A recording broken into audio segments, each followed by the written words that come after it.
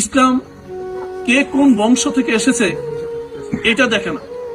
কিন্তু আমরা যে সমাজের কথা আপনাদেরকে বলছি, ইসলামী সমাজ, কোরআন ভিত্তিক যে সমাজ, সেখানে দুর্বল মানুষগুলি শক্তিশালী হবে, অসহায় মানুষগুলো সামনের কাতারে আসবে, অসচ্ছল মানুষগুলো তারা শক্তিশালী হয়ে সমাজ এবং দেশের নেতৃত্ব দেবে। হযরত বেলাল রাদিয়াল্লাহু তাআলার কথা শুনেন নাই? শুনছেন আপনারা? তিনি কি ছিলেন? মুয়াজ্জিন, গোলাম ছিলেন। কে বলছেন এটা? মাশাআল্লাহ।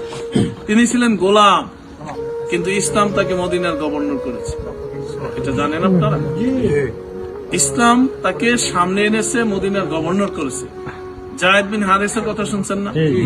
যায়েদ বিন হারেসা আল্লাহ রাসূলের গোলাম ছিলেন, কিন্তু ইসলাম তাকে এতটাই সম্মানিত করেছে, তার ছেলে ওসামাকে আল্লাহ রাসূল যুদ্ধের ময়দানে নেতৃত্বের জন্য পাঠিয়েছে।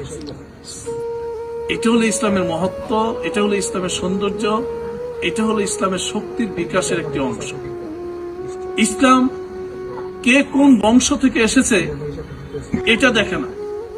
সামাজিকভাবে সে দুর্বল কিংবা শক্তিশালী, ধনী কিংবা গরিব, এটা ইসলাম ম্যাটার করে না। ইসলাম ম্যাটার করে আপনার ভিতরে যোগ্যতা আছে কিনা, আপনি লিড দিতে পারবেন কিনা। এই যোগ্যতা যদি আপনার ভিতরে থাকে, তাহলে ওই যোগ্যতাকে মূল্যায়ন করে আপনাকে সামনের কাতারে নিয়ে আসবে।